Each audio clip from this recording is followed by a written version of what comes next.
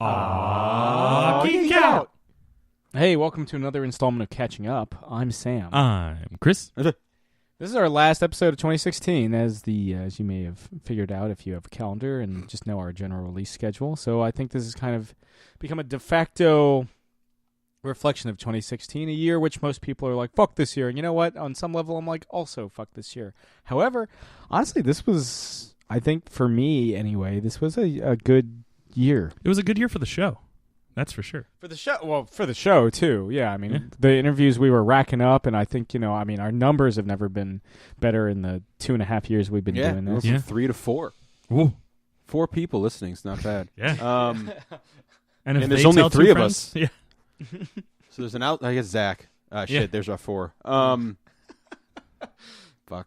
Yeah. No, but I mean, I saw your picture, like your Beowulf. Yeah. Congratulations. Published. When is that available? Name. When is that available, you fuck? Fucking shit fuck. I don't know if I've mentioned it on the show before, but yeah, so I did a translation of Beowulf for Image Comics, and that comes out on January 11th. Oh, boy. I got it a couple weeks early. Jokes on Image. He just transcribed the movie.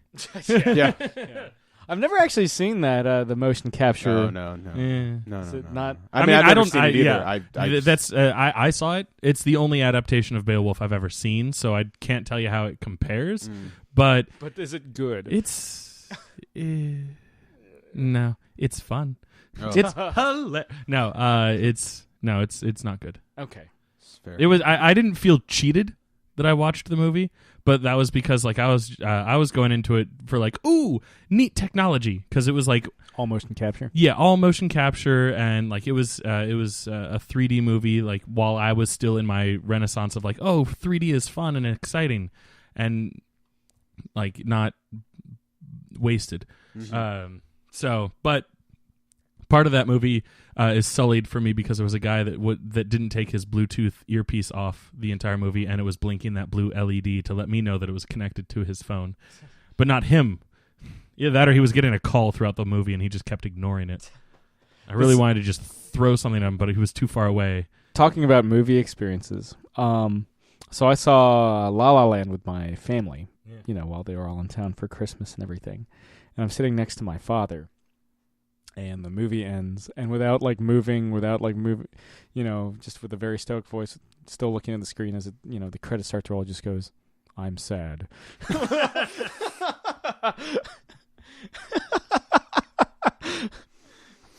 Oh man, that was his full review of La La Land. I'm sad. What is he gonna do when he sees Manchester by the Sea? Oof. It says it within the first 30 seconds, and then it just says it every minute or so. Mm-hmm. Yeah. Does it have a sad ending? It doesn't have a happy one. I mean, it. Because I'm the only one in the room I that saw it hasn't seen recently right? with Samuel. Yeah. But it looked so cute. Manchester, or are we talking La La Land? La La No, Land. I heard the review of Manchester. No, Manchester by the Sea is miserable. Devastating is the better word, because it's not miserably made. But maybe it was. Who fucking knows? No, La La Land has an ending that it has that not everything works out kind of ending, but it's more of dreams, sacrifices you make for dreams, and I didn't see it as necessarily what you would consider a downer ending, Sam. I still call it one of the feel-good movies of the year. Yeah, I mean, Sam, we talked about last episode, one of our mutual friends had, commented about it, and we were talking about it, and that kind of triggered oh shit, I don't want to do this shit if it's going to be what a bummer. So, it kind of worked both ways, seeing it, I don't want to spoil it, but, I don't think it, I don't think it's necessarily a downer. Gotcha. But, it's, it's not a happy, perfect, everything works out in the end type movie, which is fine, I like they go driving off into the clouds a la Grease. Yeah, I like hope dashed in. I like a little bit of hope thrown in there, a little bit of fun, a little bit of magic, all that stuff. Movie magic. I mean, the movie's movie magic 101. But because I still want to see it. Yeah, no, definitely see it. But you were saying something, Sam? Weren't you saying something? Oh yeah, did I cut off a thought? I apologize. Beowulf. Oh, It's in hardcover? yeah, it's hardcover. Oh, fuck yeah. Yeah, it's. I should have brought it here. Should've. Yeah. Cock. I mean, you saw the only part that most people will probably ever see, but which is to say the cover. But the inside cover, the inside jacket's got like a metal man. When I say metal, he's not made of metal, but it's like he's like a disembodied like skeleton torso. So you're just like, oh fuck, this isn't going to be like happy-go-lucky. This isn't Disney's Beowulf. This isn't Robert Zemeckis' Beowulf where he fucks Grendel's mom, but this is something else. You know what? Never mind. Not sold. But no, that was cool. You know, I'm still working on the magazine, which also started this year, and I did another project for him that'll hopefully come out in the next month or so, or at least be announced in the next month or so. So it's been a good ride. I've got my own apartment now. Full-blown adult Sam. Full-blown adult fucking Sam, man. Going on, all sorts of Adventures. miscellaneous adventures. Yeah, both the domestic. I want to go. That's one of my goals for 2017, to go foreign again. I haven't gone overseas in quite some time, unfortunately. Just mostly down to like scheduling. And whenever we do these shows, like going to San Diego or whatever, I have to dip into my like time off for my day job. So there's that aspect too. But no, I want to, even if it's just like a brief like hop, skip, and a jump over to like fucking Canada or something. I think that'd be cool. I'm saving up money. I'm just gonna move to Britain and write Captain Britain comics, whether Marvel wants them or not. Yeah, I feel like I got to get in the zone. Yeah. Well, you have to feel the power of Britain, just like Captain Britain. The farther I get, that's why I feel so fucking weak all the time. Because I'm not near my non-existent home. I mean, it's there, but I never was there. Yeah, Britain exists. I guess. Does it? Not to me. I've never seen it. Until I step foot. I have no proof that it actually exists. Yeah, all I've seen is the history books. Can't trust that. No. So yeah, I definitely want to travel. Occur some of that wonderful PTO and travel. That's what I want to do. Even if it's in the States. I just don't have the money. Even if well, that's why I'm not right now. I mean, even if it's in the States, just to kind of go around, go to Rock and Roll Hall of Fame or something. I want to visit Hawaii next year. I have a friend that's there right now, and she's like open invitation. And I'm like, it's like a lot of money to go to Hawaii. I think it's cheaper to go to Britain than it is to go to Hawaii. Depending on the time of year, yes. It's absolutely cheaper to go to certain parts of Europe than it is to go all the way to fucking Hawaii. Yeah. That's And there's like very few actual like direct flights. No, I mean, not that I would want to be on a plane for what is that, like 10 hours that you would have to be if it were a direct flight to Hawaii from the East Coast. One of my like friends, 5 hours to get to California. Yeah. One of my friends just did that, and they flew out of Chicago. So they flew to Chicago, then Chicago to Hawaii. What a miserable airport. Oh yeah. What a fucking O'Hare is one of those like that in Newark where like airport experiences where I was like this isn't necessarily Denver International's fault, but remember when we were at Denver and like everything was fucking there's closed. gonna be Well, so that's many great because food it's places run there. by the Illuminati. The Illuminati wants everything closed by 9. Apparently, look it up. There is a conspiracy theory that the Denver airport is run by the Illuminati. There's a whole bunch of like people that are like, oh, it's hidden symbolism for the Illuminati. Nah, everything's just closed, man. We couldn't eat. Yeah, I had to get and it was in the process of closing. I had to go to one of those convenience stores and get like yogurt pretzels. Yeah, I grabbed a bunch of like junk. And that's it. That's all I could get. Yeah, that's terrible. Mostly because I hate yogurt. Yeah, it's a yogurt pretzel store.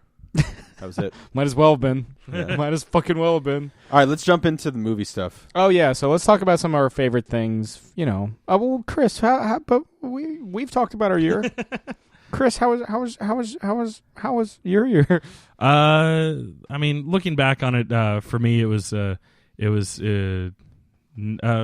of a downer overall. Mostly just like disenfranchisement from my particular day job, which I have since left. I know I haven't talked about that on the air yet, but I've been away from my day job for a couple weeks now, almost a month at this point. Just for various like political things, if that's the way we want to word it. Not because of like the election or anything like that, but like internal politicking, and like I felt like I was being groomed for certain things that they decided to go a different way with. And I was like, I'm in my 30s. I'm too old to be dealing with like basically having a high school job where I was just selling, tickets at a box office for a movie theater. I was like, I came here to be part of the team, part of the creative team, part of management, and I've waited and I've been in this holding pattern for like a year, and now you're actively hiring other people to do that job instead of me and not even talking to me about it. So bye. I'm too old for this stuff. So I guess, new year, new me. Long hair, don't care. So we'll see what the new year brings with new work. I have several feelers out right now of somewhat promising work. I don't know if we're talking career stuff or just things to keep me afloat for a while, get me enough money to get on that Hawaii trip. Come work at Mount Vernon. Maybe I will. I actually was just talking about to a guy tonight before we started recording, because I went to the bar tonight to sing a little karaoke. Yeah.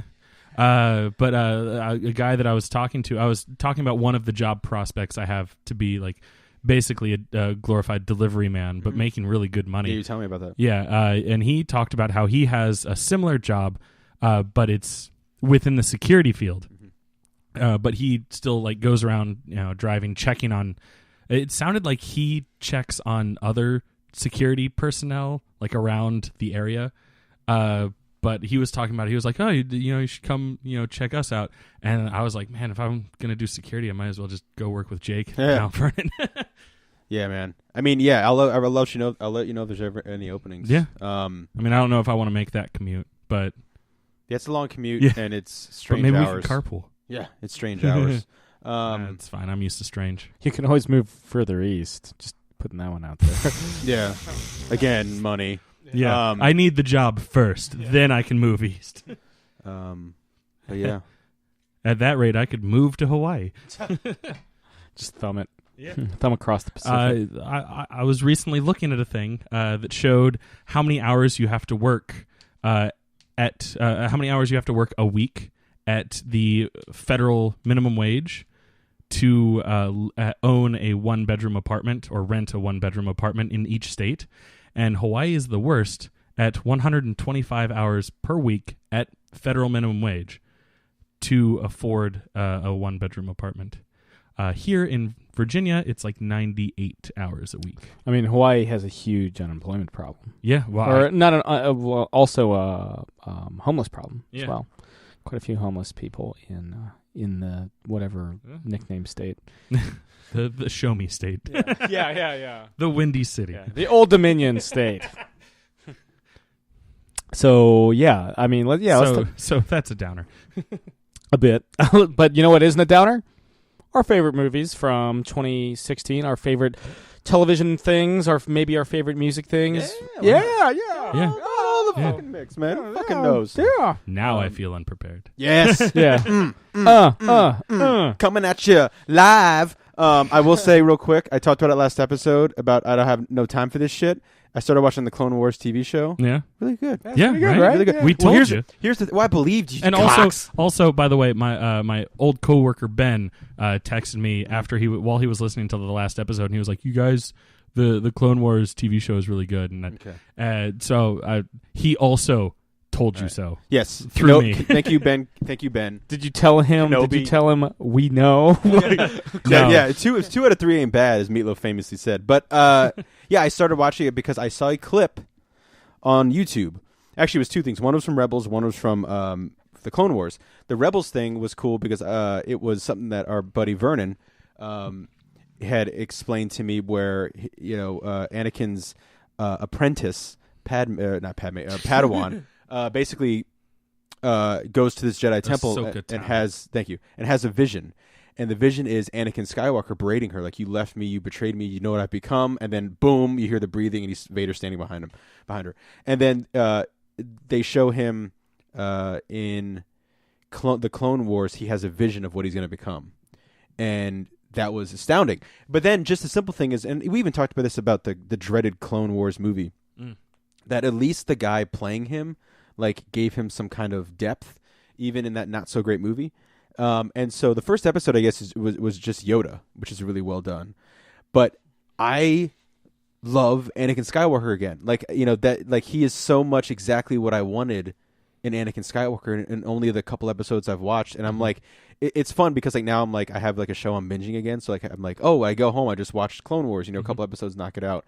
And so it's just really, really a lot of fun, really well done, and I'm enjoying it so far. So yes, all the people who were yelling at me last episode, yeah, you were right. It's very well done so far. I just had to get the taste of that movie out of my mouth. The weird part is the final season is co-produced by Netflix. Oh, I think it was like half done or something like that, and then whatever channel it was on, the Cartoon Network. Thank you. Pulled the plug on it for whatever reason. I don't know all the details, but yeah, it was basically like expensive as hell to make. Yeah, which looks expensive, understandable. Yeah. So Netflix picked it up and helped finish production. And for some reason, I don't know if it's directly because of that or there was just some sort of correlation that just happened to work out, but Emperor Palpatine for half the episodes is voiced by Tim Curry. Yeah, I saw that on the cast. But he's in several. He's in. Very There's no reason to rhyme. Yeah, yeah. I think if I want to say like a year ago, I looked it up because I was like, why the hell did this happen? Mm-hmm. And if I remember correctly, and I'm sure Ben will text me if I'm wrong. But we're referring to him as Kenobi. Yeah. From now on. Because of the Star Wars. Yeah, the Star Wars. But it was because Netflix just really wanted Tim Curry to be the Why voice, not? so they just had him voice all the episodes that hadn't been done yet. Well, I saw that like Samuel L. Jackson does his voice at times. Sir Christopher Lee does his voice for Count Dooku. Yeah. Count Dooku looks so different on that show. Like that very. But I like it. No, I like the like very sharp, like full beard thing is kind of weird, but like the guy does a really spot on Obi-Wan Kenobi. I love that guy. I got to see him at the. I think I talked about this. I got to see him at the celebration. The celebration. He's really cool. He does a whole bunch of voices. So yeah, that's he looks like a young Dana Carvey. I'll keep you guys informed if you want or not. Who knows? But I'm watching it and it's fun. And again, it's mostly because like I just love what they're doing with Anakin Skywalker. He's coming off as charismatic, full of life, fun, a teacher, a student, like everything you want from Anakin Skywalker, and the cracks of that darkness in him, not fucking full canyons. It's slowly getting, and that is so refreshing because it gives me some kind of like, oh, okay, because Anakin Skywalker should be great. So that's exciting. On with the show. I have to. While we're on the topic of television, yes, I think my favorite shows from this year have been honestly like season 2 of Daredevil. Oh yeah, still love The Flash, and I still love Supergirl. Yeah, Supergirl. Yeah, I think my favorite episode of television is honestly the Supergirl Flash crossover. Oh, that was great. That was my favorite. I think because it was just so much fun. Yeah, they just it's not about how grim we can be. It's just the two of them have great chemistry. It's very cleverly done. I know the ice cream scene is what like everyone's like, just fucking fun, man. Yeah. That scene is ice cream, dude. Yeah. That show is ice cream. That show is fucking ice cream, bro. Give me that Rocky Road. Yeah. Okay. Hey, if that's what you want, man. It's I'm more of a chocolate mousse royale. Mousse Baskin tracks. Robbins flavor exclusive, I think. Oh. I like good coffee. Honestly, I like French vanilla. Yeah, I mean, yeah, it's hard to come by. There's a lot of there's a lot of good. There's a lot of good vanilla bean, cookies and cream. Yeah. Ben and Jerry's like Milk just and catalog cookies. of ridiculous flavors that are wonderful. Yeah. Stephen Colbert's Americone Dream. Americone. Didn't we each got an Americone Dream pint during his premiere? No, during his was it during his premiere? It was during his premiere because the last episode of the Colbert Report we ran upstairs to watch with your sister because we were watching Batman 66. Right. But that being said, I just downloaded recently just to have forever the Green Hornet episodes, just to see them on Blu-ray after Van Williams passed. Fucking amazing stuff on that show. Anyway, my favorite single episode of television this year is Season 2, Episode 2 of Supergirl, where Superman has already been introduced, but it's his last episode so far. And Tyler Hoechlin just knocks it out of the park as Superman, and He it's killed it. so fucking good, so good. And like I said, just 2 episodes. It's not about it becoming the Superman show. Yeah. That was the thing that I was the and most they, terrified They about. do it so well. It's not even like it's a fine line. They just do it so Yeah. well from the moment. I remember I was holding off watching those episodes. Like I hadn't watched. I think I had like 3 Supergirl episodes like lined up. I will on say my I'm DVR, behind right now, but waiting for me to watch it. And like you had talked about it, and I was like, all right, fine, I'm gonna check it out. And like I'm watching it in the middle of the night, and I just text you furiously. yeah, I woke up next morning and was just like, yo, fuck. Yo! It's so good. He's Yeah. perfect. Yeah, he's very, very good, Yeah. and that was very, very exciting. No heckling coming from this guy. And this ain't the last time we're going to be talking about Hecklin, I bet. Oh yeah. Yeah, because there's a film he's in. A film. Film Dafoe. But have we ever talked about an honest to God Film Dafoe with Willem Dafoe in it? I don't think we've actually really. Yo, Defoe, make some good Yeah, fucking make some movies. good goddamn movies, Dafoe, so we could talk about them. Yeah. Willem. I mean, really, what was the last movie he was in? The last movie of Spider-Man? the last movie, yeah, that I saw Willem Dafoe in was honestly, and it was a favorite of mine that year was the Grand Budapest Hotel. Yeah. That's right, he was in that. He's like the bad Oh guy. shit! Yeah, was that, yeah, was, yeah. Was that Yep. a Willem Dafoe for you? Well, he is They're all Film Dafoes. yeah, and he is a foe. Yeah. Oh. Mm. Another layer to the onion. Mhm. What was my favorite television thing? I mean, the of the Stranger year? Things was big. Stranger Things was great. I loved Stranger Things. You Fuck know, yeah. Most of the Get Down was okay. I never watched. Yeah, I didn't see it. Oh, Gilmore Girls. Hell, fuck yeah, the Gilmore Girls. I was actually fantastic. I was gonna chime in before we got distracted with Hecklin. Mhm. I was like, "What? Never Gilmore distracted. Girls?" Well, again, and I still don't want to say the last 4 words or ruin that for anybody. But Yeah, man, Those packs a 4 punch. Packs a punch, man, and we'll see what happens down the road if there is any more road. But if it's not, I'm fine with it. I like comes full circle. I like it. I mean, it's an Um, Avril Lavigne world, and we're just living in it. That's true. That's a line from some episode that I see on Tumblr a lot. Yeah, it is true. That is a line. That is a line from the girls. But again, very well done. I mean, a revival done well. Yeah, that's something I never thought we'd see. Like Sam said, Daredevil season 2. I don't know. Have you seen? Like, I feel like I'm in the minority when I say like Daredevil season. I like Daredevil season 2 more than season 1. A lot of people are like, they hate season 2, and I don't get it. I really like. I mean, I wish. I feel like a lot of people thought that the show jumped the shark with a hand, and a lot of people weren't the biggest on the Elektra arc. I didn't. Excuse me. I didn't love it. I didn't hate it. You know But- what they were missing? A playground dance scene. Oh, of course.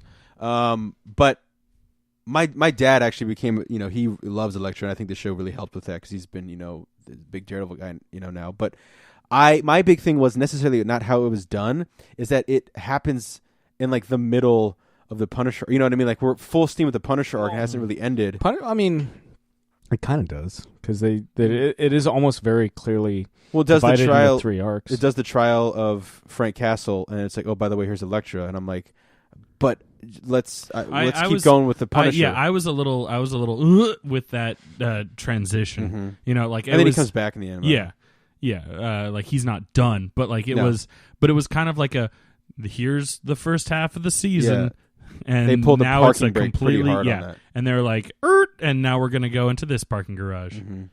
Yeah, but again, still really well done. And I'm gonna throw this out there, guys. Westworld. I haven't Oh, seen it yeah. yet. Still haven't seen it. It's a great fucking show too. Yeah. It was able to skirt that line that I think Game of Thrones falls off with, like the ultra violence and the whatnot, where that like just like the shock value of everything takes over from the storyline.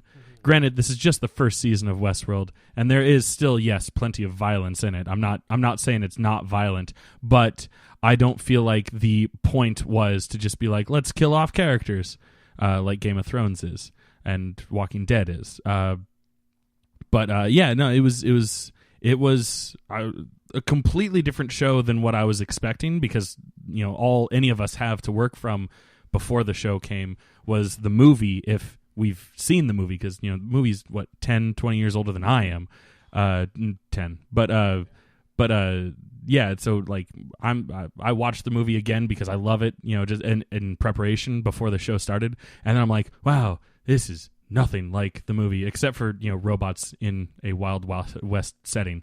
Yeah, like it just there were parts of it where I was like, I feel like it's getting just too, it's starting to get like just too intricate, and then right at like the tipping point, it started to pull back. Like it almost like it was like gauging my actual personal response from it, which was nice. And then I had seen a whole bunch of fan theories about like certain things about like what's going on with like certain characters and stuff, and I was like, please don't do that.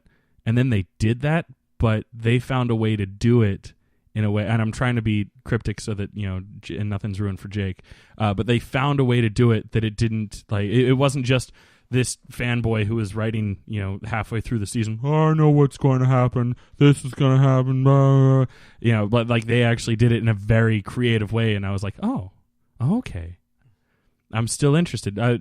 For me, it's all about Jimmy Simpson's character.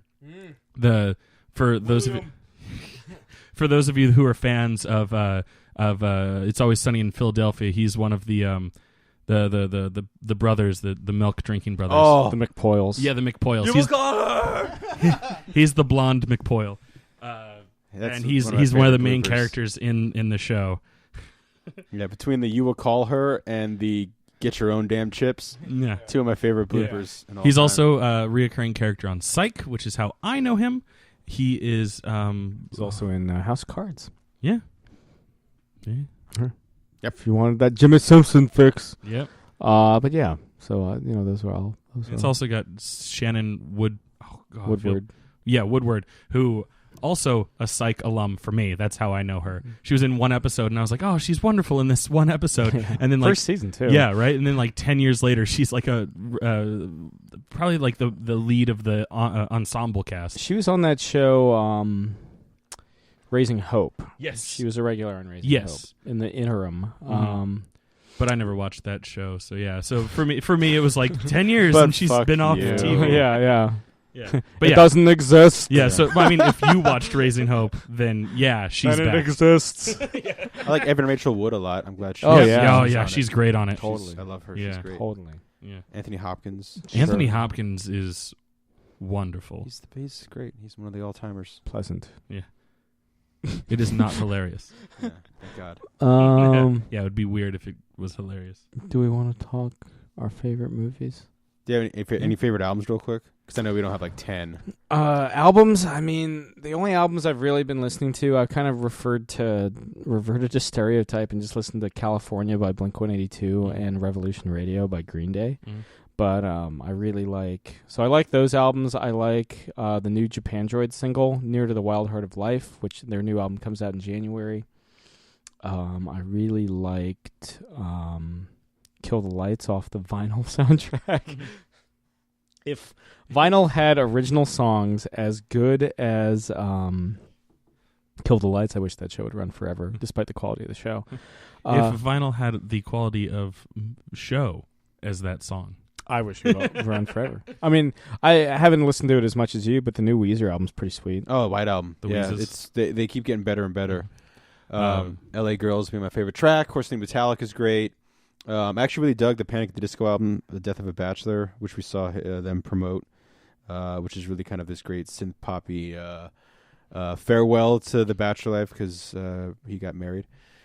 But I mean, really, the Weezer album is just fucking great, just so fucking great. I mean, like just talk about a second win from that band, because they there's a period where they're putting out decent stuff, but it was just kind of like it wasn't fun.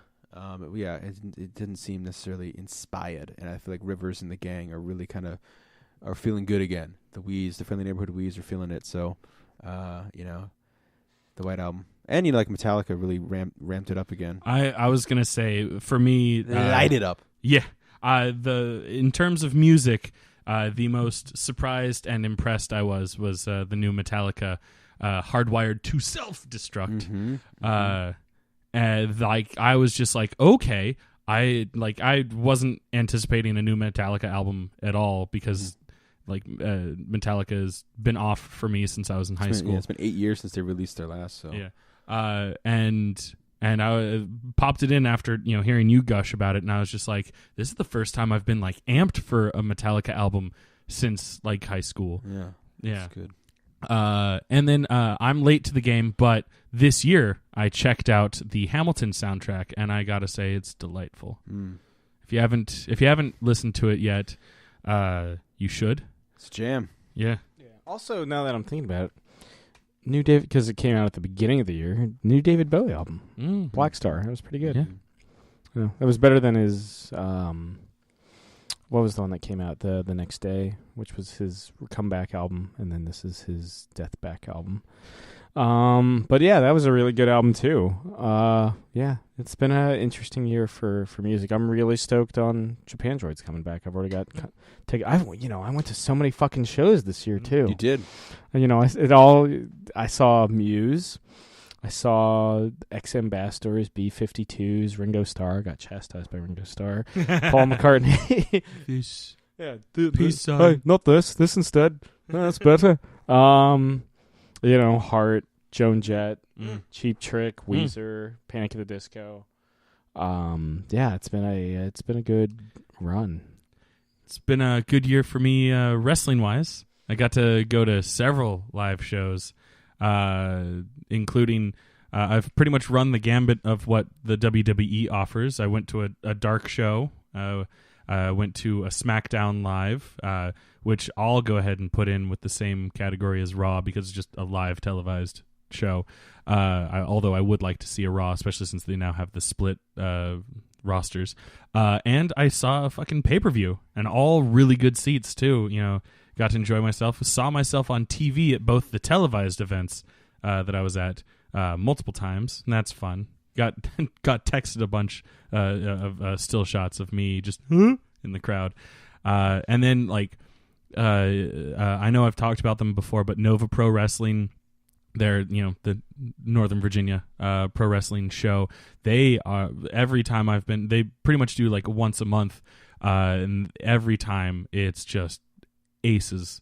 It's wonderful. And I can't wait for the next one. They're holding off. They didn't have one in December, and they don't have one in January. It's not until February that their next one is, and I'm antsy in my pantsy. Oh my god! Oh yeah! Yeah. Oh yeah! And I'll probably check out. Oh yeah! Probably go back to Maryland Championship Wrestling soon because their next show they have the Hardys. Yeah. They're coming in as special guests, so got to catch that. Shall we? I didn't go. I don't think I went to any live music concerts, so that was my contribution to That the live works. shows. Oh yeah! You know what time it is, friends. Top 10 movies of 2016. Let's do it. Oh boy! Who wants to go first? Well, let's for starters, my number 10, my least favorite of my 10 favorite from this year would probably be Manchester by the Sea. It's well made, guys. It doesn't have to make you feel good, because it doesn't. No. Good God, it doesn't. No. But it's very well made. Yeah. Casey Affleck, great job. Michelle Williams, great job. Kenneth Lonergan is both writer and director, fantastic. It hurts. That's the caveat. John Hurts? He's not in this film, and nothing bursts out of people's chests. But yeah, it's a bitter pill to swallow, but it is a good, sometimes the best medicine. Is being caught on fire. It cleanses the germs, I guess. Chris? My number 10, Fantastic Beasts and Where to Find Them. I'm not a huge Harry Potter fan, but this was something that it felt like a Harry Potter story that was more geared towards my tastes. It was a little bit a little bit more of an older story. Harry Potter. No, what I don't even know what I'm trying to say. Like it's a young adult story, and that's fine. That's its audience. I was not a young adult when they came out, so I didn't get sucked into it, and I'm not terribly into magic, but Fantastic Beasts came out at just the right time for me to be able to get into a magic story, and it had virtually nothing to do with the Harry Potter books except that it's based in the same universe. So I thoroughly enjoyed it. It was a very fun ride, and Eddie Redmayne, he's delightful. He is delightful. I didn't see that film, but I enjoy him. That's for sure. That's for goddamn sure. My number 10. I'm glad it made it. I'm glad it made it on. Is Don't Breathe. Oh, Buddy Fede Alvarez. That's still on my to watch list. It's I just have to be in the mood to see it, and I don't know when I'm going to be in the mood. It's same. It's same team basically behind Evil Dead reboot reimagining, but not as much on the gore, more on the suspense. Very well done with suspense. Very well done with the sense of dread, and what is one of those horror movies where you're going, why don't they just do this? And then they show you why they can't do that. Really smart. Jane Levy, fantastic. And, I'm a big fan of hers. And she goes, she does anywhere from Suburgatory to, as violent, as vicious as Evil Dead. But again, her and Fede Alvarez, they got something special with their working relationship, and it shows in good old Don't Breathe. So, check that out if you're looking to have some scares and have some fun at the same time, because it kind of is. You think you know where it's going, and oh boy, that third act you have no idea where it's going. So well worth the horror. The horror. Oh yeah! Oh yeah! Yeah! Number 9. We have to do that between every movie, by the way. Thank God there's 3 of us. Yeah. Number 9 is honestly Doctor Strange. Very interesting. On my list as well. Good. Very interesting because I. Good. We both enjoyed a movie. Yeah. I'll just jump ahead just to say mine real quick because I will say before. Are you sure number 10 is Fantastic Beasts and where to find them, Chris, or are you going to swap your number 2? Anyway, my number 9. Okay. I'm going to jump in real quick because it's funny. My number 9 is Civil War, but I said that I like Doctor Strange more, but I think as for what it did, the ambition, Civil War was more of look at what Marvel has like their sum of their efforts, and Spider-Man and different scenes in it. It's the superhero movie I've revisited the most since we've watched it. I've only seen Doctor Strange once, which I'm gonna buy I'm gonna buy it when it comes out. But Civil War, just it checked all the boxes for just very well done. Also on my list. My number 9, Zootopia, which I thought it was a lovely little animated film, and it's got a great message on tolerance and acceptance of others. Not subtle at all. But I think it's a easily digested story, and it's a fun story. It's good for kids to get behind it. And Judy Hopps is adorable. Indeed. Let me explain why I like Doctor Strange, since both of you butt fuckers got in the way. After Jake went off, I completely forgot that he cut you off from explaining Doctor Strange. I didn't forget. I would hope you wouldn't. Fuckers. Sorry, you can cut me off for one of mine. You keep doing it. God damn you. I thought it was one of the most visually inventive superhero films I'd seen in a good long while. Benedict Cumberbatch, despite sounding like Gregory House, comes off very well. It's Mads Mikkelsen. He's always good. Mm-hmm. He elevates whatever he's in. I wish DC would pick him up for something. I think they could use him in some capacity. It was just, and Tilda Swinton was just, she's my favorite. In my opinion, she's the best cast actress in the entire film. There's a scene between her and Doctor Strange. having just a quiet conversation on a balcony in the middle of like a lightning storm, which is honestly my favorite moment in the whole film. When you see it, you'll know. It's a damn good one. Yeah. I agree. So we've already said our number 9s. Yay! All right, what's the next one? 8.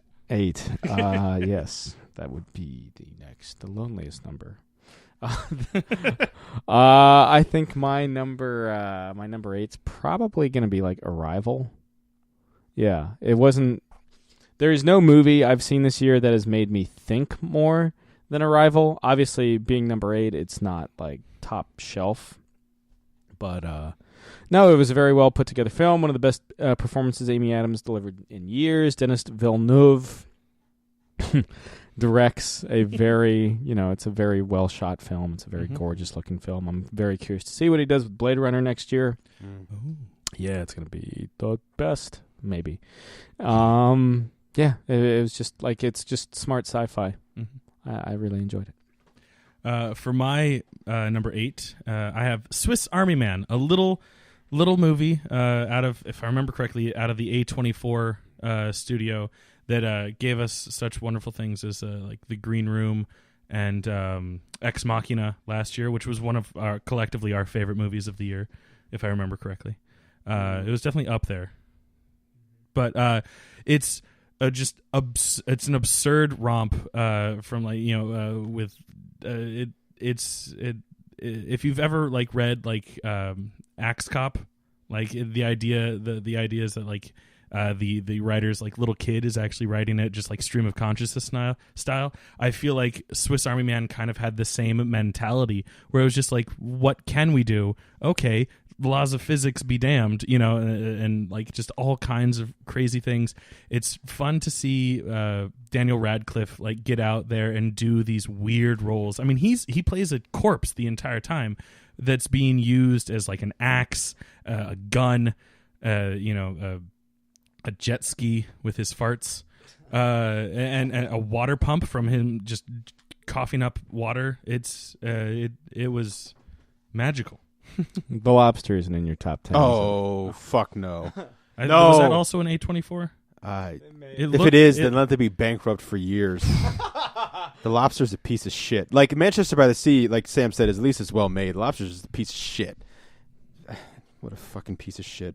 Number 8. The Lobster. The Lobster. It's The Lobster. Let me tell you the story of The Lobster. No, number 8 for me is Rogue One.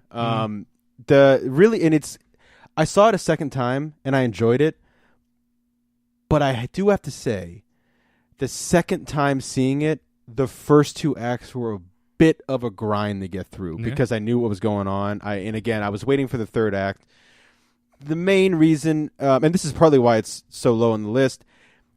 Again, I'm watching it for basically the third act and mostly just like the Vader shit, which is like 10 seconds, but. Also the pun that he says this time, I loved it. Like the first time, the first time was like, oh wow, he like never has been that on the nose. Like apology accepted, or pray don't alter any further. Like all these kind of like joking things, but he's an actual like full on pun on this. This time I knew it was coming, and I was like, I dug it. But again, I mean, it's a Star Wars movie that I think does exactly what it set out to do with helping expand the universe. I think there's amazing visuals in it. Sam was talking about how, just the look of it is probably, it is the best looking Star Wars film ever made, I think, in terms of just the scope and the cinematography of it all. And it dares, and it does it so well to stand alone from the episodic stuff and is better than the Clone at least, better than the prequels, of course, it's up there with episode 7. For me, the biggest thing is episode 7 I had more fun with. But this one, I still enjoyed it. But, again, for me, the pacing is a bit, I wouldn't say it was unenjoyable at all. I still enjoyed it a lot, but those first 2 acts were a bit more of like, oh yeah, I remember we got to sit through this. Why are they standing in the rain? Why don't they just go inside? That kind of jazz. But it was, it's worth the price of admission, because it's Star Wars. It was good. I'm trying to convince myself why it's on my list. The Star Wars. Yeah. Number 7. Yeah. My number 7 is Zootopia. A lot of what Chris said. This was one of those years where I was like, I should probably see Finding Dory. I should probably see Kubo and the Two Strings. I should probably see Moana. I did none of those things, but I did see Zootopia. It's a fantastic film. It's just as good, if not better, than some of its Pixar counterparts. And like Chris was saying, Judy Hopps is fucking cool. Like she's a great protagonist. Yeah. And she's got a good rapport with Jason Bateman's Fox man. He has a character name. He does have a character name. It eludes me too. Actually, funny story. Speaking of foxes. Yeah. Well, no. Originally, he was the main character of the movie. While I was watching it over the Christmas break with my niece, he was originally the main character, and it was supposed to be an international spy story. And then somehow it got turned into a police procedural, and they were like, "Well, let's make this his bunny sidekick the main character, because it being like her going from prey to being a cop makes a more compelling story." So that's how we got the Zootopia that we have now. Zootopia we deserve. Yeah, or in as it's known in the UK, Zootropolis, because Zootopia was already taken. My number 7. Hell or High Water. I am not a huge Westerns person, but this was like a Western movie that I could get behind because, one, it wasn't like just straight up cowboys and Indians, like Clint Eastwood style, but it was definitely structured like a Western, and it was a slow crawl that like really earned everything that it was given to me. I felt for the protagonists. I understood the antagonists. The lawman, going after the criminals, and like it helped, kind of make you think about, all the financial crap that people are going through, just in our country alone, having to deal with foreclosure and stuff like that, and Ben Foster, I think, does a great job. Chris Pine, awesome, and Tron, the sheriff, Jeff Bridges. Jeff Bridges found his stereotypical old man Jeff Bridges character in the sheriff, and I would love to see him play that character type, not necessarily that character himself, but that character type again. I think you're going to see that a lot. Yeah, I'm okay with it. I think that's it, which is fine. I guess I enjoyed it too. My number 7's Pete's Dragon. It's a favorite family movie of the year, and I cried a lot. Yeah. I'm sobbing. I'm sad. Yeah, I'm sad. My number 6 is Captain America: Civil War. Huh? Yeah. Let me tell you about Doctor Strange. How much of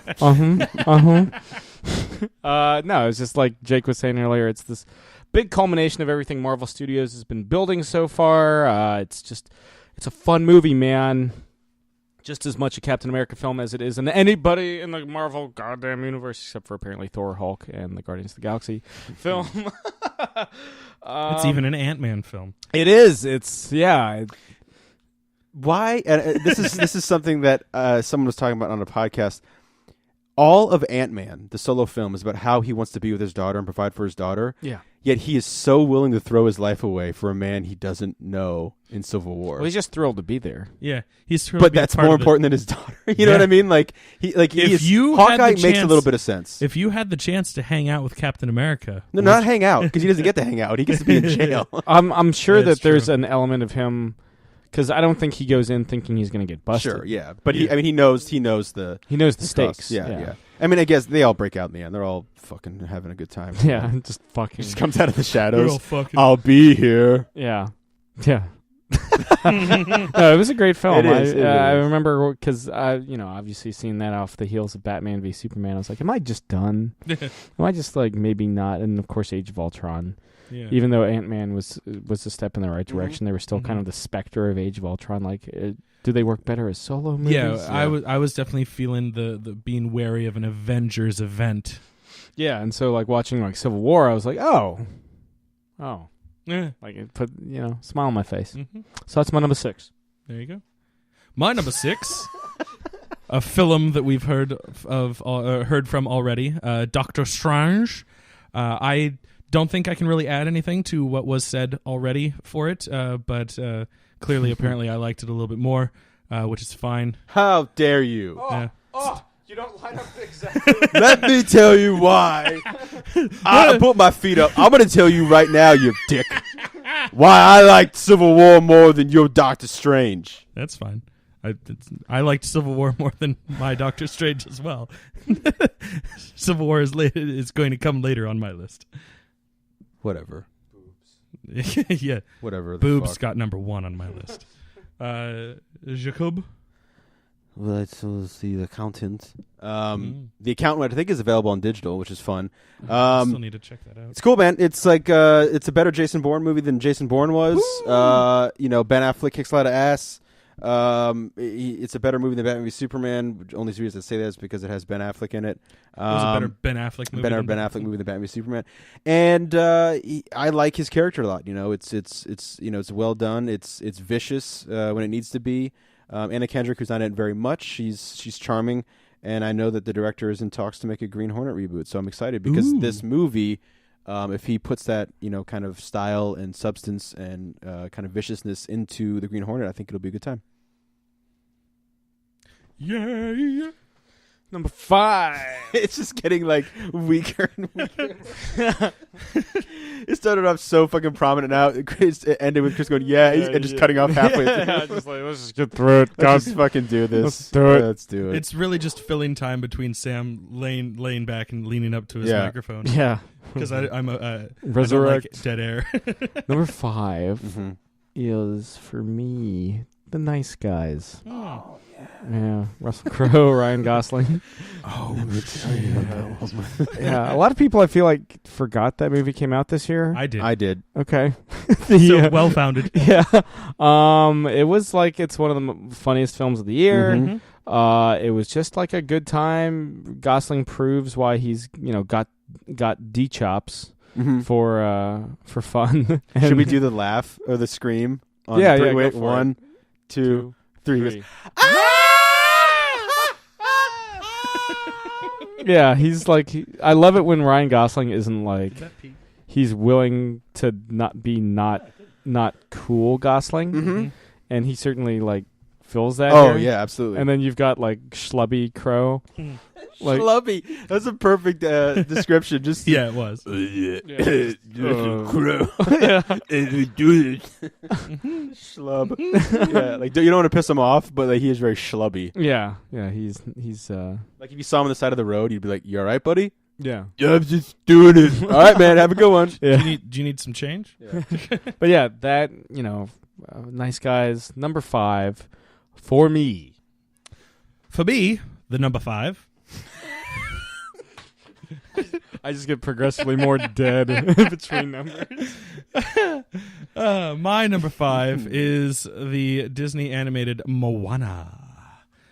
This was the movie. The soundtrack for Moana actually was what inspired me to finally check out the Hamilton soundtrack, as it was also written by Lin-Manuel.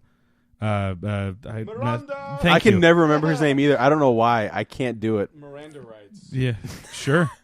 That's good as any. But it was a very cool story. I mean, yes, one of the big draws for me was that The Rock was in it, because I love seeing The Rock in most things that he's in. Mm-hmm. And it looked like a cool story. I've always loved just the aesthetic of like Pacific Islanders in general, and this one had kind of like a cross between like Hawaiian and Samoan, stuff, which makes sense because The Rock is Samoan, and like it was a cool story. It was a fun adventure to go on, easily digested by kids, but still like. There's shit that's entertaining for adults, kids of all ages. So yeah, number 5. 1, 2, 3, Oh, and also the girl that plays the lead character, she does a great job, and it's cool that she's actually like straight up Hawaiian. They didn't, just get someone that they were like, oh, her voice is cute, let's throw her in there. Like they actually Scarlett Johansson. Yeah, they actually got someone to fill the role of the character that was on screen, or who could have filled the who'da role. thunk of the it, man? character. Yeah, yeah, right. It almost like it makes sense that you could do that. Kafilka fish. Number 5, everybody wants some! Exclamation point! Exclamation point! This is the one early on in the year. I remember telling Sam I didn't realize that this was the movie we were seeing until the credits started. I thought this was Sing Street because I couldn't remember the title. But fantastic film. It's a movie about really there's really no plot, which is fine because it works perfectly for this movie. It's about nothing. It's about also baseball. Tyler Hoechlin's in it. Although I wish that the main character was Tyler Hoechlin just for fun. I don't know why. His character is very interesting to me. But the main character, Mr. Melissa Benoist, is in another movie that I'll talk about too. But it's just fucking fun, man. Like it's just a blast. It's kind of the weekend before school starts for college, and in this kind of baseball frat house, for lack of a better phrase, and it's set in the 80s. Just a really great movie, really funny too. I think Sam and our favorite lines was the Astros are going to win the World Series this year, which also the nice guys. I think I'm immortal. I think that's the line. That's a good line. Is another one of my favorite just funny lines. But it's great. It's a great comedy and kind of is somewhat of the coming of age stuff, but it's mostly just about baseball, and I love baseball. So baseball, Ray. Number 4. Fresh off the heels of yours, it's actually also Everybody Wants Some. Oh, I like just that little incremental bit more. And the how dare you, man? Oh man, fuck you! Hey, fuck you! You like it 4th? Fuck you, man! I like it 5th. What kind of idiot puts Everybody Wants Some in slot 4? Come on! You say you're better than me? You ain't no better than me. I didn't know you ain't bad. You ain't bad. No, I mean it's like Jake was saying. It's a good time. It's a good time at the movies. It's a slice of life. God damn it! It's the feel good hit of the summer. Even though it came out in like late winter, early spring. It came out like in March or something. Yeah, it's like early. that. It was early in the year. March. Yeah, spring. Yeah. No, it was a lot of fun. It's just like it's one of those movies. I'm like, oh man, there's like not a lot of drama, and it's just a lot of fucking fun. And I'm just like, yeah. It's got a great soundtrack. Got some Van Halen. Yeah, like back when it's got Kurt Russell's son. Oh, Wyatt. Yeah. Glenn Powell, who plays John Glenn in that movie Hidden Figures, coming out about the African American women that helped calculate. Kevin Costner's in it. Kevin Costner shows up. Yeah. He's for me. Glenn Powell's like the breakout character in that film. Or his character Finnegan who says, as Jake said, I think the Astros are going to go to the World Series. Yeah, it's just that's how you do it, man. Yeah, that's now every time I have to say that. I'm not even an Astros fan. Nobody is, Sam. I don't know much about baseball nowadays. Actual like sport, or the teams. I'm sorry. What I meant was the teams. Like I haven't been following, but even I know it's the Astros. That just turn on automatically. Yes. The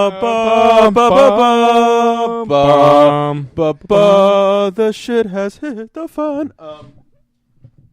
I was gonna say something really fucking cool and I forgot. Did it involve? Oh, I used to be my favorite well, no, he was great. Being an Astros fan and a great mustache. My favorite baseball player growing up was the Houston Astro, Jeff Bagwell. But and part of the Killer Bees. But so he had that really kind of crazy batting stance. And I remember one time during the home run derby they mic him up, and he said "fuck" when he hit a foul ball, and I thought that was hilarious. If he wasn't already my favorite player, he would have been then. Yeah. And they used to have really great. They've always had different uniforms, but I like their the all blue sharp yellow, the sharp fucking gold star on the head. That was my favorite. Anyway, Chris, my number 4, Civil War, another repeat. I am the movie. 4, and the 4 is with me. Yeah, sure. But yeah, again, like what Sam was saying, right? It was you that said that it was a nice breath of fresh air from the previous team Avengers movies. And it was like the Avengers movie that I wish Age of Ultron had been. Just kind of get out of here, Ultron, and just let this be the Avengers story. Go on, get out of here. Get out of here, Ultron. Yeah. Get out of here. Get out of Ultron. here. I had something that I did want to add, like specifically, and it eludes me now. Probably It's because that lost fan forever. kicked on. Yeah. Yeah. Yeah. Well, I'll like remember it in the middle of like Sam's next one, and I'll cut him off again. let's see. And then they'll start choking me. And Yeah, like The Simpsons. But my favorite was my fourth is Hell or High Water. It's already been said. Jeff Bridges is my favorite. Jeff performance Bridges. Yeah. Yes. Yeah. Kind of. Yeah. Kind of like Mhm. semi like lazy mouth Jeff Bridges. Just Yeah. Yeah. Mouth always kind of open. Yeah. Can't close it all the way. Let's see. My number three, and I know this will show up on yours. The Lobster. Yeah, is Sing Street. You can't get Anywhere. Gotta take the wheel and roll it. Drive Have it like you stole it. This is your life. You can go anywhere. Gotta make the wheel. Is that your favorite? What That's was your Sam's favorite review. track from was that your favorite one from it? I mean, that's the showstopper. That is certainly. yeah. I also have a soft spot for, I think it's Beautiful Sea. Oh That is a- yes, Beautiful Sea. Yes, That that's is a good a one. very Cure-esque song, and I like the Cure, so You do. I do. So yeah, that's on there as well. Just a really, who hasn't started a band or tried to like pick up an instrument to impress a girl? You know, that's That's The it. American Dream. yeah. Usually doesn't work out, but that's the American dream. Yeah. Cynical, but the Well, what was number 10 on your list? I mean, come on. Yeah. And these guys are Irish too. Yeah, it's just it's a great film. It's just a musical delight. Not the greatest musical delight. But that's my number 3. My number 3. Hanging out with my niece too much this past week. My number 3 is Rogue One, the Star Wars story. I am in the camp that enjoyed it more than Episode 7. Mostly just because like I had no problem, and we talked about this last week or so.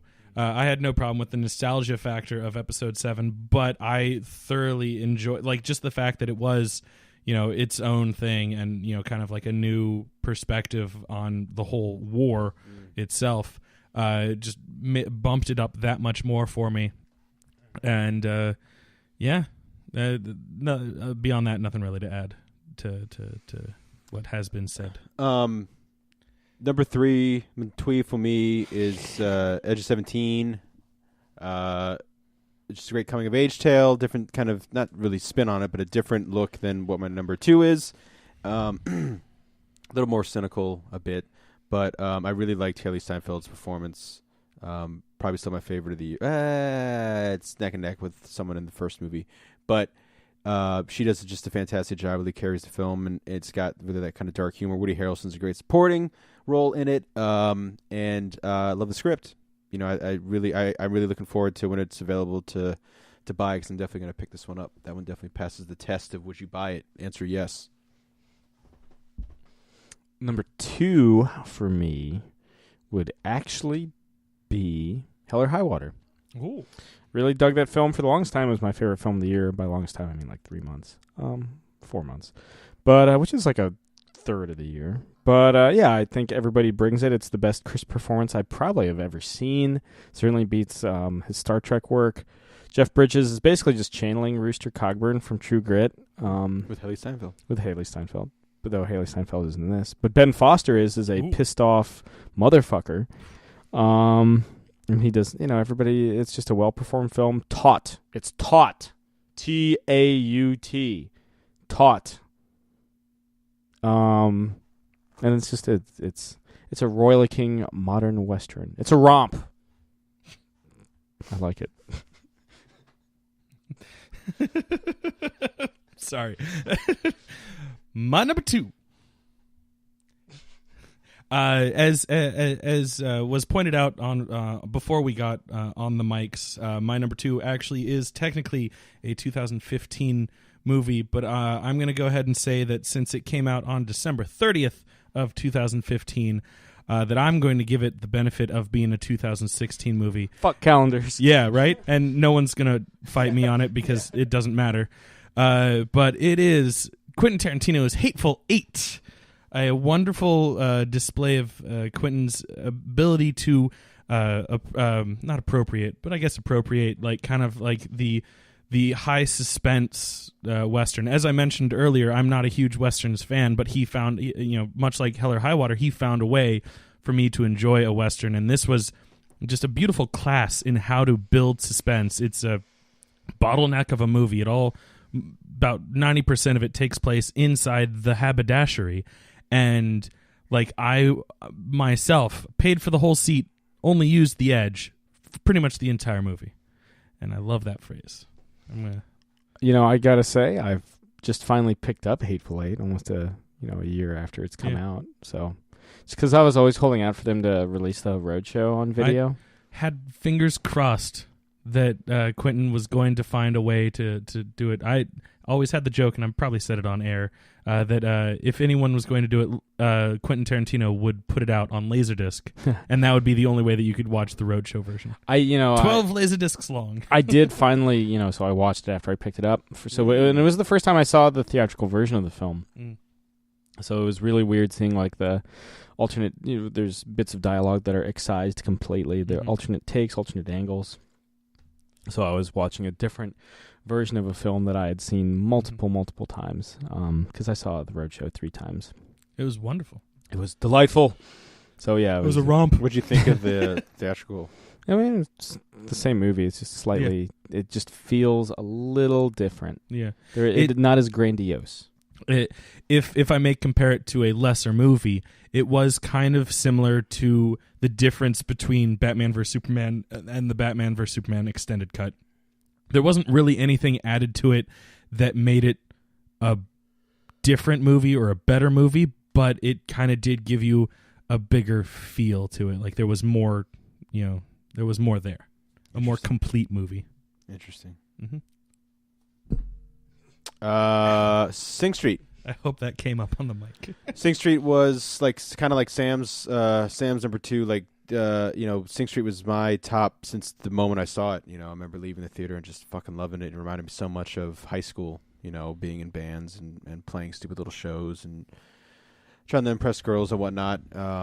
And it more than anything, it brought me back to that. Being a young Irish kid in the 80s. The music. My favorite track was Up. This really kind of. It was one of my favorite scenes where you kind of see the birth of a song, and as the camera is going around in circle, you see them kind of complete the song and practice it, and the whole band's kicked in by the end of it. Kind of like the song, it works with the verse and chorus. It's just, for me, this is the feel good movie of the year. Like Sing Street.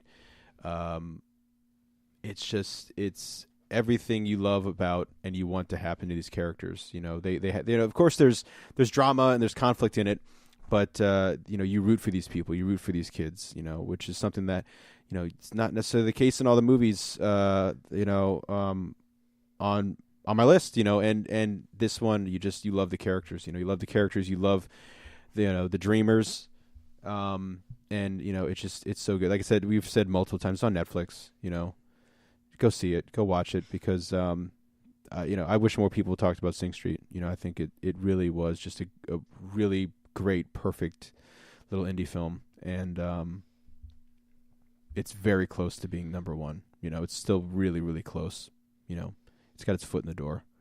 Speaking of feel-good movies and musicals and all that shit, my number 1, ba-ba-ba-da, stick out your hands, put out your tush, hands on your hips, give it a push. Mine was La La Land. Do we all have to sing that for number one. If it's a musical. Score. Yeah, La La Land. It's a sumptuous delight. Plenty of movie magic. Damien Chazelle, his follow-up to Whiplash, just lush, fantastic color scheme, like a Technicolor dreamscape. Some of the best dance numbers that have been captured on celluloid in years, if not decades. Emma Stone, fantastic. Ryan Gosling, again, great year to be Ryan Gosling. It's just a really good movie, man. It's one of those movies where it puts a smile on my goddamn motherfucking face, unlike my father. I'm sad.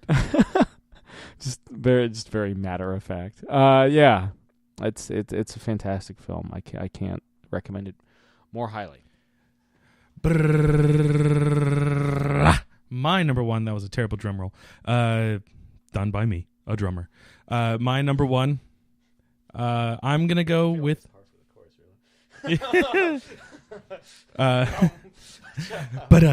From a not drummer. Yeah. My number one, I'm going superhero movie. Little indie kind of that could something that I've been looking forward to ever since Blade 3. Because he plays the character even though it's not the character. This was Ryan Reynolds and Tim Miller's Deadpool. And it was just such a delight and hit like everything that I wanted kind of from a Deadpool movie, just irreverent and silly, that it stole my heart and managed to go from Valentine's Day, that weekend that I saw it, until still today, looking back, and I'm like, you know what? I think that still was like tops, top marks for me. It's great. Yeah, it's hopefully it could upset and win some big awards. It's already won a couple, which is great for this kind of, like you were saying, this little R-rated superhero movie that could. I mean, it's the biggest R-rated movie of all time, which is amazing, and it's great. Mm-hmm. I loved it. It was quite fun. Yes. My number one is the same as Samuel's, La La Land. It's one of those movies, like, if you don't like the opening scene, you might as well leave the theater. You fucked. But it doesn't hit you over the head with the musical stuff. I mean, it does it really well, and it's kind of timed and paced perfectly for that. For me, I mean, this should win Best Picture. It should win Best Director, but not Best Musical. Emma Stone, yeah, Emma Stone should win Best Actress. I mean, she is astounding in this. She steals the show for me. Ryan Gosling is fantastic, like Sam was saying as well. J.K. Simmons is pretty great in a couple little scenes that he's in. Oh my lord, it's so good. But it is the light bulb. It's so fucking goddamn great. I mean, I remember when the movie ended, Sam just turned to me, he's like, ain't that the truth? It's like, yeah, it's the truth.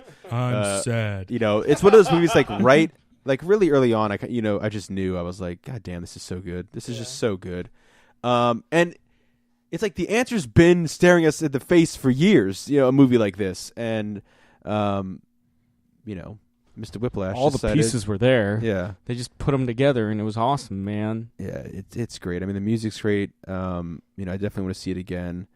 The kind of theme that Gosling plays on the piano, that melody, is my favorite shit, favorite music thing in the whole movie. Just a little jazz, fucking little ding ding. So yeah, La La Land, is fantastic. Yeah, man. So it's been would you call it a good year for movies?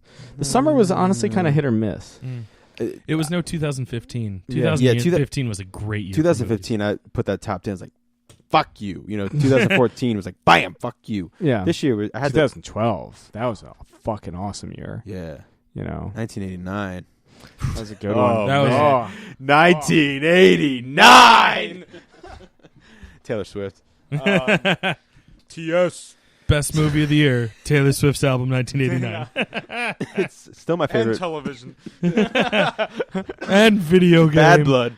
I don't think I've played. No, I played one video game that came out this year. It's a winner. It's called Cluster Truck. Oh. You jump from truck to truck. Speaking of video games, this was actually quite the renaissance for me. Yeah, I feel like you've played more video games that came out this year than I did. I possibly played more video games than you did, just in the past week. Good chance. So I've anyone that follows me on Twitter knows that I try to hype up my friend Nicole. She's been on the show, talked about her Twitch. I pretty much every time I see her tweeting that she's on Twitch, I try to throw it out there with my measly 12 followers, trying to get people to watch her. And so like I do it because I love chatting with Nicole. She's great as a Twitch streamer. So then by doing that, like I started like seeing these games that she's playing. I'm like, oh, that could be fun. And there was one I can't remember if it actually came out this year, but she started playing it this year. I started playing it this year, called Dead by Daylight. I feel like it did come out this year, because I didn't hear anything about it, and then suddenly like 3 months ago, like she was playing it like crazy. But so it's a multiplayer game. If you don't know about it, it's just one versus several. I think it's about 4 survival game. You have one killer stalking 4 survivors who have to escape from the arena that they're stuck in by turning on generators that power the door, and you have to do the thing. It's a whole bunch of like little mini games to escape out of this big arena before the killer kills you. And she was like, I'll go halvesies on it with you if you want to, play and, be part of the stream. So I was like, oh, cool. Yeah, sure. And so I did that, got to play with her for that. Through that, I ended up also getting, or through another friend, basically doing the same thing. I started playing this game called Mount Your Friends, which I think came out a while ago. But it's just a very silly game where it's just dudes in Speedos and their dicks spinning around like helicopters, and you just have to make a tower of people with their dicks spinning around. So I played that. I got Prison Architect because it was a cute looking game, and the Steam sale dropped it down to like $5. So I was like, fuck yeah, it's basically Roller Coaster Tycoon but a prison. Jaws with a moose. Hey man, prisons are the next growth industry. Yeah, right. It shows you how to make money with it. And then the big one for me this year was Friday the 13th. There's a new, anyone that's been on Kickstarter for the past couple years has probably seen or heard murmurs about the Friday the 13th game.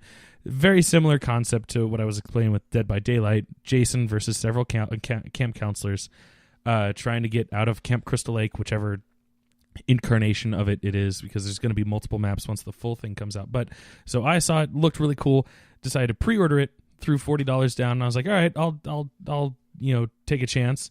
And because I did that, it gave me access to a closed beta that they were running this past week, and I got a couple beta keys that I was just like, hey Nicole, do you want one? And then maybe you can give it away to a couple of your people that follow you on Steam or on Twitch. And so like that became a cool thing for her to do, a giveaway. A lot of people loved me because I was providing the keys, and so I was like, yay, I feel loved. And then played it, and I somehow, like within like 4 days, I have almost 30 hours logged of playing it just because it was so fun, and I can't wait for 2017 for the full release of it. Sometime in early 2017 is all they've said. But January's got a Friday the 13th, so maybe then. Jake, you play any video games? Playing Madden 17 and what? Oh, the Telltale Batman. I haven't finished that.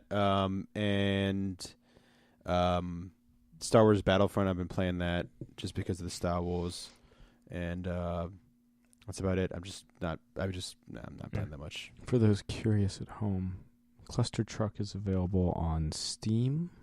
It's available on the PlayStation Store, and it's available on Xbox Live. So if you want to play Cluster Truck, a delightful adventure involving jumping from big rigs, I highly recommend it. But yeah, it's literally the only new game I've played this year. Yeah. So I guess I did end up having the most, which is impressive coming from a guy that constantly says he hates video games. Maybe they hate you. I found the ones that like me, and ergo I like them back. Yeah. Yeah. So it's been a good year. I think, at least for me, I think it's been a good year for the show. We'll definitely have some more interviews for you guys. It's been fun having not interviews for a while, just to kind of like get our sea legs back a bit. Mm-hmm. But yeah, y'all will be hearing some guests in the next couple weeks. I'm sure of it. But yeah, you guys got anything that you want to add before we sign off? I mean, we probably should address Carrie. Yeah, and I mean, the kind of a handful of people that have passed within the week. But yeah, Carrie. Yeah, Carrie Fisher. Carrie Fisher being like the big one for us. It happened just this morning. Yeah. As we're recording on Tuesday. Yeah. Vera Rubin, who discovered dark matter, or at least visually. This year, obviously, we've lost a lot. We've lost David Bowie. We've lost Alan Rickman. We've lost Prince. We've lost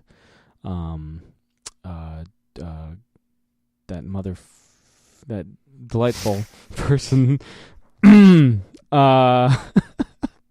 I don't know who you're going for, but Richard Adams also passed Richard recently. Adams, the writer or the author, if I may, Alan of Thicke Watership died Down. Alan Thicke. recently, I think, in between Yeah. episodes. One of the greatest dads from Growing Pains. Show me that smile. Show me that smile. One of my favorite theme songs ever. Yeah, I mean, it's been Kenny Baker. I didn't Yeah. realize this. Someone mentioned this because there's been a lot of pictures of Princess Leia going around. The shot of her giving the Death Star plans to R2-D2 is kind of bittersweet now because they're both gone. And yeah, I mean, the Carrie Fisher thing, that's, again, like, it's obvious if you listen to just 2 seconds of any of our episodes, like, we love Star Wars so much, If you listen to this episode. Yeah, I mean, we love Star Wars, almost more than anything else, and it's sad because we don't know any of these people, but we feel like we know these people, and that family's starting to dwindle. I mean, that's just with time, but it's sad. Just there's weird little things like the next time we watch episode 4, or for some reason I've always just, since she's passed, it's been episode 4. Like of course she's in more than that, but that's been like the one I've kind of grasped the most. Like, and I think Rogue One really helped with this. It makes you see the beginning of episode 4 differently, and not in a bad light at all, just very differently. And I think it makes the Princess Leia, Leia, a sense of urgency. It does. Yeah. And Princess Leia's moment of defiance to Darth Vader is just so much more great. I mean, how much that scene where Jimmy Smits is like, I trust her with my life, or like, he puts so much rides on Princess Leia, and seeing her become the general, and it's just and they had said that she has filmed all of her stuff for episode 8, so that'll be a bittersweet but nice tribute for her. And it's just it's sad, it's just sad. That's the only thing you could say, really. And of course she's done so much more. We watched the Blues Brothers this year. She's the only person to single-handedly catch the Blues Brothers. So yeah, that's I mean, none of these are easy, but she wrote, she script doctored Last Action Hero. Yeah. She script doctored Lethal Weapon 3. Yeah, and she's in When Harry Met Sally. Yeah. My mom recently she records Saturday Night Live, and they recently were just doing, I think it was the Thanksgiving special. Like, they were just doing a clip show of like some of the funny Thanksgiving skits. It wasn't a Thanksgiving, like, it wasn't specifically like the family sitting down and having Thanksgiving dinner, but Carrie Fisher was on an episode, and it was actually before Star Wars came out. So this is like, I think 75 was the post date on, not post date, but production date of this particular episode of Saturday Night Live. But she's in a scene with who was it? Gilda Radner, Bill Murray, and somebody else, and they were just Aykroyd. No, well, he's in it as well, but I'm one of the other females that I don't know as well. Jane Curtin, possibly. Is she blonde? Yes. Then it likely her. But they're just the Loud family, and so all of their lines are just delivered at the top of their lungs, and like they just look like they're having the time of their lives. And then Dan Aykroyd and John Belushi come in as as Gilda Radner's and Carrie Fisher's dates, and they're just like, what's going on? Everyone's yelling. The irony, of course, is that Dan Aykroyd would later date Carrie Fisher. Yeah, and I brought that up while I was talking to my mom. They got engaged on the set of Blues Brothers. Yeah. But then she left him. She was for like, Paul. I don't want vodka for the rest of my life. She left him for Paul Simon. Yeah. Yeah. And she could call him Al, right? That was Paul Simon? That was, Yes. that was in fact Paul Simon. I love that you always just dive head first. You just dive head first in. It's I leap and then I look. yeah, there you go, man. Were there any sparks? Yeah. Oh, I'm stabbed. I'm impaled. I'm dying. Yeah. Cool. It's like Last Crusade. Yeah. Uh-huh. Neil. And then roll. Yeah. But yeah, it's been a bittersweet year in that regard, certainly. Yeah. But as always, lads, it's been a fun time with you, gentlemen. It has. Here's to another, year down for Geek Out, at least in terms of calendar years. So let's carry on to 2017 and come out swinging. Yeah. It's been another installment of Catching Up. I'm Sam. I'm Chris. I'm Jake. Happy New Year. Thank you very much. Good night, Eric Bana. This has been another Geek Out production. If you enjoyed what you heard, hey, we've got a new commentary every Monday. We've got a special episode every Friday. Of course, there's the usual catching up show every Wednesday. And you get book club episodes just about every Tuesday these days. Thanks for listening.